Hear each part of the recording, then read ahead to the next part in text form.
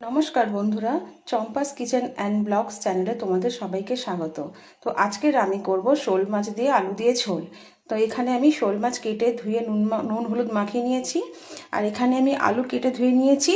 এখানে পেঁয়াজ আছে, কাঁচা লঙ্কা চেরা, টমেটো কোচানো, আর এখানে আদা রসুন, আর এখানে ধনে পাতা।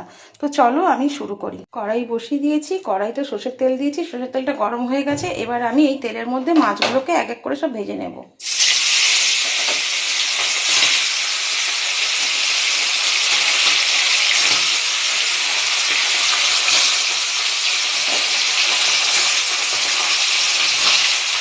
মাছগুলো ভালো করে ভাজা হয়ে গেছে, এবার মাছগুলোকে আমি তুলে নেব।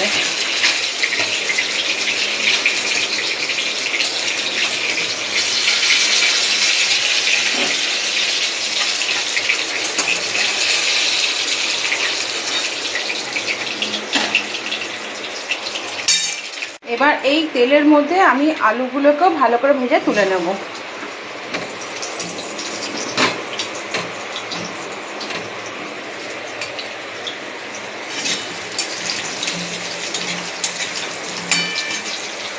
আলুগুলো ভাজা হয়ে গেছে, এবার আলুগুলোকে আমি তুলে নেব।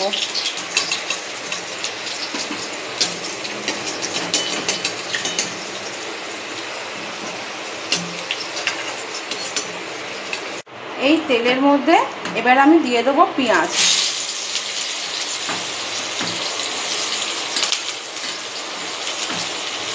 পেঁয়াজগুলো হালকা ভেজে নেব।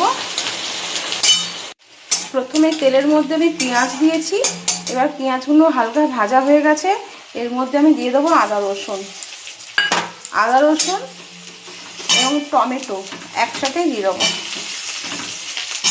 এটা একটু কিছুক্ষণ নাড়াচাড়া করে নেব। এবার এর মধ্যে আমি দিয়ে দেবো অল্প জল।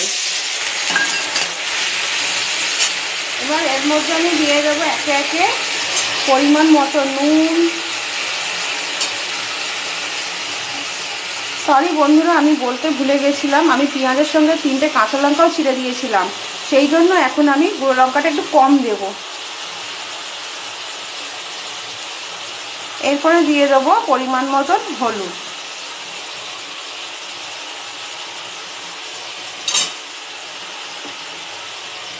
এবার এটাকে আমি ভালো করে কষাতে থাকবো যতক্ষণ না তেল ছাড়ে।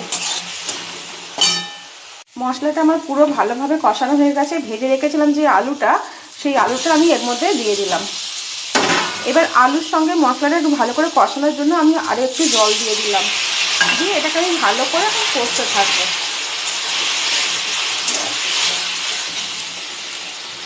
আমার আলু আর মশলাটা ভালো করে কষা হয়ে গেছে একসাথে। এবার আমি এর মধ্যে দিয়ে দেবো পরিমাণ মতন জল।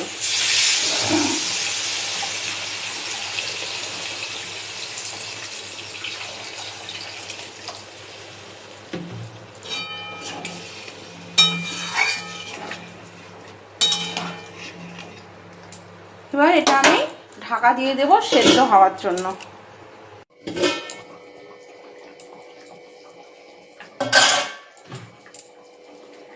দেখো আবার আলুটা সেদ্ধ হয়ে গেছে। এবার আমি ভেজে রেখেছিলাম যে মাছটা, সেই মাছটা দিয়ে দিলাম। দিয়ে আরও কিছুক্ষণ একটু ঝোলটাকে আমি ফুটিয়ে নেব। আমার মাছের ঝোলটা একদম রেডি হয়ে গেছে। এবার এর মধ্যে আমি দিয়ে দেবো একটু ধনেপাতা কোচানো।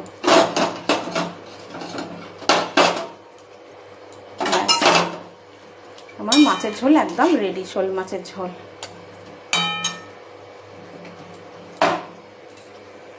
বন্ধুরা, আলু দিয়ে শোল মাছের ঝোল তোমাদের কেমন লাগলো? যদি এই রেসিপিটা ভালো লেগে থাকে তাহলে আমাকে লাইক কমেন্ট শেয়ার করে দিও।